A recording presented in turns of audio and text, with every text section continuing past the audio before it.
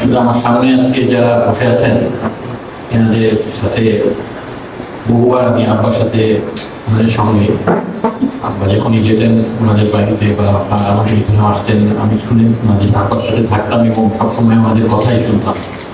আজকে ওনাদের সামনে আমাকে আসার সঙ্গে কথা বলতে হবে এমন করেই আমার এক ধরনের কি বলবো নিজেকে বুঝতে পারছি না যে আমি ঠিক মতন কথা বলতে পারবো কিনা, এই জন্য আগেই আমি ক্ষমা চেয়ে নিচ্ছি। প্রথমেই আমি খুবই শ্রদ্ধার সাথে স্মরণ করছি জ্ঞান তাপস আব্দুল রাজ্জাককে। তিনি আমার বাবা মা দুজনেরই অত্যন্ত প্রিয় এবং শ্রদ্ধার ব্যক্তি ছিলেন। আমাদেরকেও তিনি খুব স্নেহ করতেন। তিনি আমাদের পরিবারের খুবই কাছের মানুষ ছিলেন। আমার বাবা বদরুদ্দিন ওমর, তার জীবনটা খুবই বৈচিত্র্যময় ছিল। তিনি তার জীবনের পেশাগত জীবনে তিনি প্রথমে শিক্ষকতা করেছেন, পরবর্তীতে তিনি সারা জীবন রাজনৈতিক সামাজিক সাংস্কৃতিক সহ অন্যান্য বিভিন্ন কাজে সম্পৃক্ত ছিলেন, বিভিন্ন সংগঠনের সঙ্গে যুক্ত ছিলেন।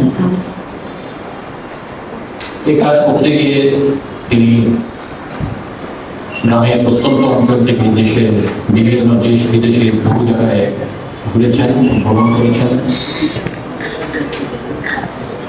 বহু মানুষের সঙ্গে তিনি পরিচিত হয়েছিলেন, বহু শ্রেণী পেশার মানুষের সঙ্গে পরিচিত হয়েছিলেন। তবে তার জীবনের কাজকে যদি আমরা চিন্তা করি তাহলে প্রধানত তার জীবনে দুইটা ধারা ছিল কাজের। একটা হচ্ছে রাজনীতিবিদ হিসেবে, আর একটি লেখক রাজনীতিক হিসেবে। সুনির্দিষ্ট রাজনৈতিক লক্ষ্য নিয়েই তিনি সার্বক্ষণিক রাজনীতি করার জন্য রাজশাহী বিশ্ববিদ্যালয় ছেড়েছিলেন। পরবর্তীতে প্রায় 57-58 বছর নিরবিচ্ছিন্নভাবে তিনি সক্রিয় রাজনীতি করেছেন। রাজনীতির প্রথম দিকে তার যে অঙ্গীকার ছিল শেষ পর্যন্ত তিনি কখনো তার থেকে বিচ্যুত হননি। 1970 দশকে আবার একটা বড় সময় 1971 সাল এবং তারপরে একটা বড় সময় উনি আন্দোলনে ছিলেন। এবং ওই সময় যে রাজনৈতিক পরিস্থিতি ছিল, দেশের যে পরিস্থিতি ছিল, সে কারণে তার রাজনৈতিক কর্মকাণ্ড অনেকটাই সীমাবদ্ধ ছিল। উনি 1979 সালের জুলাই মাসে আন্ডারগ্রাউন্ড থেকে বের হয়ে আসেন এবং স্বাভাবিক জীবনে আসেন। 80-র দশকে বলা চলে রাজনীতিতে উনি সবচেয়ে বেশি ইনভলভ ছিলেন, সবচেয়ে বেশি সক্রিয় ছিলেন এবং এই দশকে তার রাজনীতির পরিধি সেটা সবচেয়ে বেশি বিস্তৃত ছিল। তিনি বাংলাদেশ কৃষক ফেডারেশন, ট্রেড ইউনিয়ন ফেডারেশন এর সাথে যুক্ত ছিলেন এবং 80-90 দশকে এই সংগঠনগুলো এবং বাংলাদেশ লেখক শিবির সবচেয়ে বেশি বিস্তৃতি লাভ করেছিল, তাদের যে কার্যক্রম সবচেয়ে বেশি ব্যাপ্তি লাভ করেছিল। পরবর্তীতে তিনি 2003 সালে জাতীয় মুক্তি কাউন্সিল গঠন করেন এবং এটার সভাপতি দায়িত্ব গ্রহণ করেন। আব্বা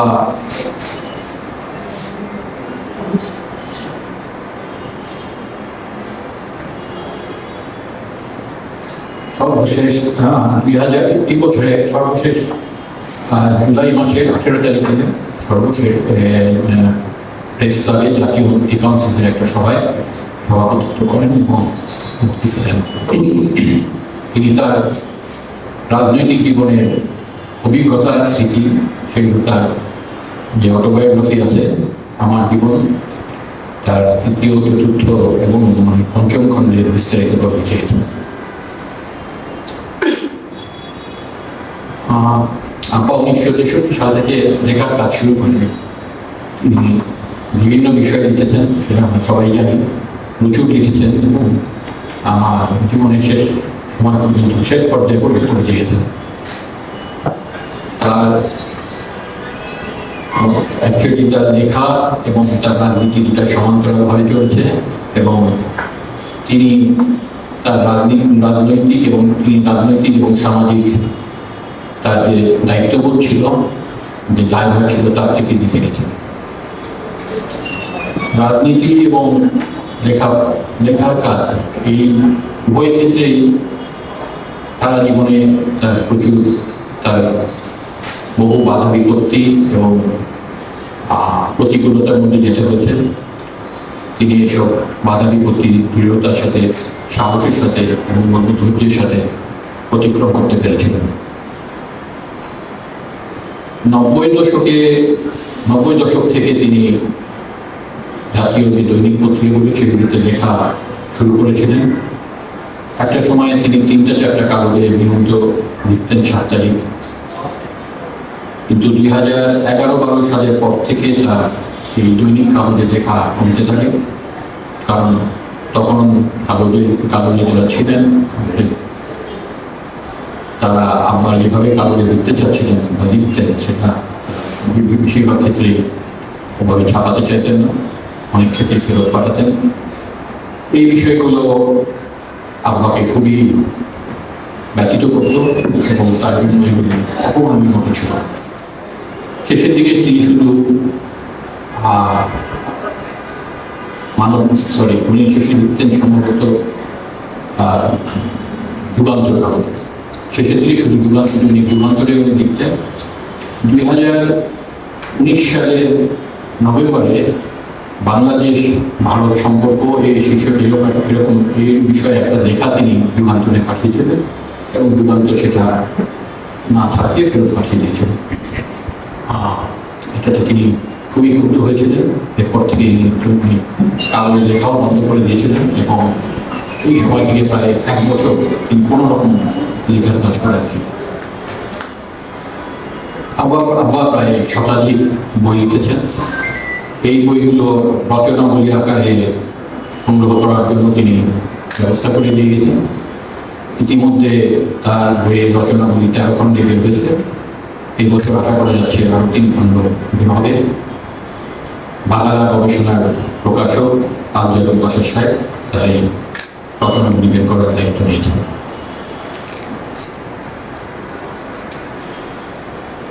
বা যখন রাজশাহী বিশ্ববিদ্যালয় ছেড়ে, শিক্ষকতা ছেড়ে সার্বক্ষণিক রাজনীতি করার জন্য ডিসিশন নিলেন, ঢাকায় আসলেন, তখন কিন্তু তার এক্সটেন্ডেড ফ্যামিলি এবং অন্যান্য আত্মীয়স্বজন কেউই সেটাকে ভালো নেই। বিভিন্ন সময় তো আর প্রথম দিকে রাজশাহী থেকে প্রথম দিকে তার একটা পারিবারিক চাপ ছিল, যে চাপটা আমার মায়ের ছিল পরিবার থেকে। ওনারা ঢাকায় আসার কিছুদিনের মধ্যেই আম্মা ব্যাংকে জয়েন করেন এবং তার কিছুদিন পরে আব্বা পাকিস্তান অবজারভার কাগজে কলম লেখা শুরু করেন, যদিও আব্বা সেটা খুব বেশি দিন কন্টিনিউ করেননি।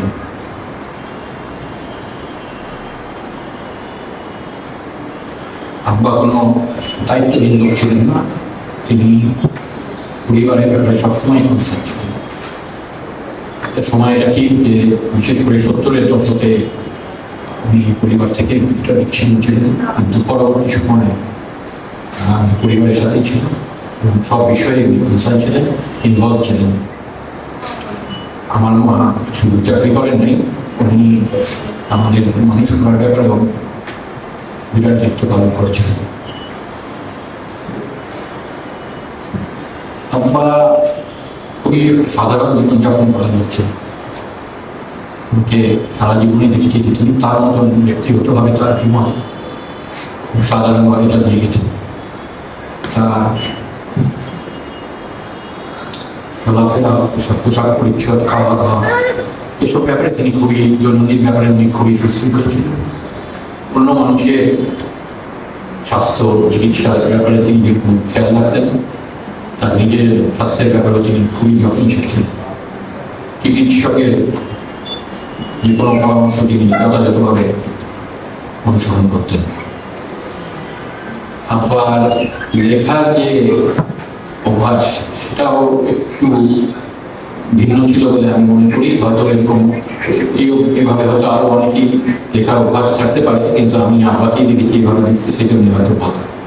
সেটা হচ্ছে উনি কখনো চেয়ার টেবিলে বসে তিনি কখনো লিখেছেন।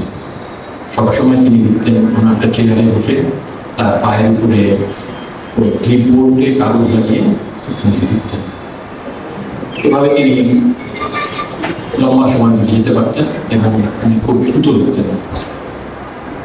সেই কারণে তার হাতের লেখা একটু ভালো ছিল।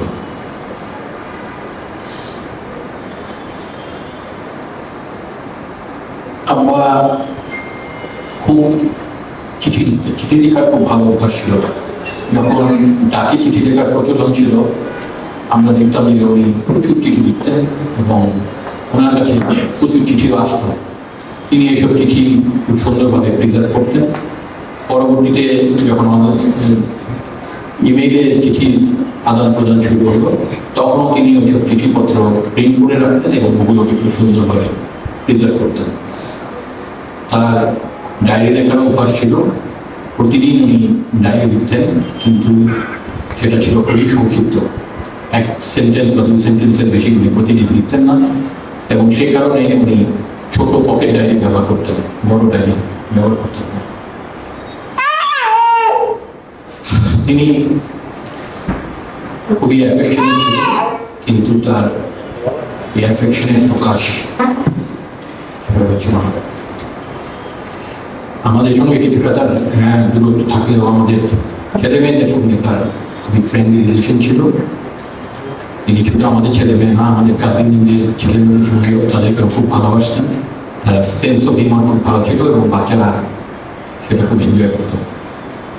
আত্মীয় স্বজনের খোঁজ খবর রাখতেন, যোগাযোগ রাখতেন। যে কোনো পারিবারিক অনুষ্ঠান অথবা বিপদ আপদে তিনি সবসময় উপস্থিত থাকার চেষ্টা করতেন। তার একটা বিরাট ফ্রেন্ড সার্কেল ছিল। প্রথমত তিনি 19 বছর বয়সে বর্ধমান পশ্চিমবঙ্গ থেকে বাংলাদেশে আসেন, কিন্তু তিনি তার শেষ পর্যন্ত বিভিন্ন বছরে তার স্কুলের বন্ধু বা কলেজের বন্ধু বা অভিজ্ঞরা যারা ছিলেন বন্ধু, তাদের সাথে যোগাযোগ রাখতেন এবং ওখানে গেলেও দেখা করতেন। বিশ্ববিদ্যালয়ের বন্ধু এবং রাজশাহী বিশ্ববিদ্যালয়ে তার যে সহকর্মীরা ছিল, তাদের সঙ্গে তার পারিবারিক বন্ধুত্ব ছিল। আমাদের পরিবারের সাথে তাদের পারিবারিক বন্ধুত্ব ছিল, এবং পরবর্তীতে তার জীবনের পরবর্তীতে তিনি দেশে বিদেশে বহু লোকের সাথে, বহু বয়সী লোকের সাথে তার বন্ধুত্ব হয়েছে, এবং তিনি বন্ধুদের সঙ্গে যোগাযোগ রাখতেন এবং সময় সুযোগ পেলে বন্ধুদের সাথে সময় কাটাতে পছন্দ করতেন। করোনা পিরিয়ডের পরে বলা চলে 2020-এর শেষের থেকে 2021 সাল, এই সময় থেকে আব্বা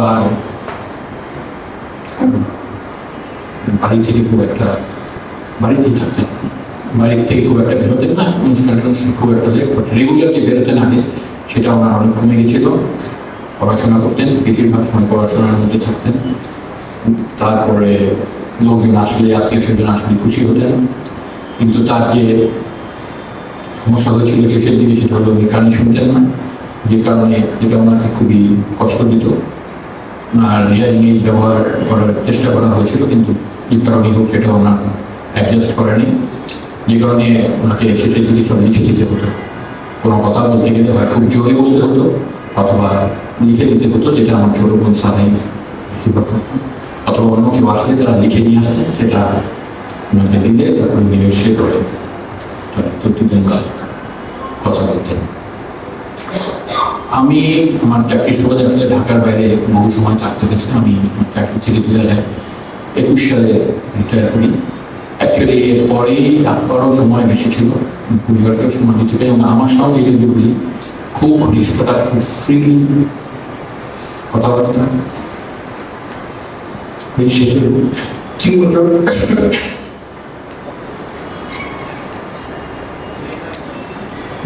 সব রকমই আলাপটি সংস্কৃতি করতেন।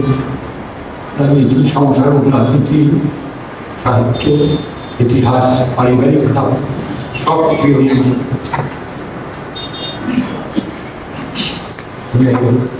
আমার বেশিক্ষণ কথা বলা উচিত না। তিনি আমাদের পরিবারের, শুধু আমাদের নিজেদের পরিবারের না, আমাদের এন্টায়ার পরিবারের সবচেয়ে বয়স্ক ব্যক্তি ছিলেন। পুরো পরিবারের অভিভাবক ছিলেন। চলে যাওয়া আমাদের পুরো পরিবারের বিশাল শূন্যতা কখনোই পূরণ হবে না। ধন্যবাদ।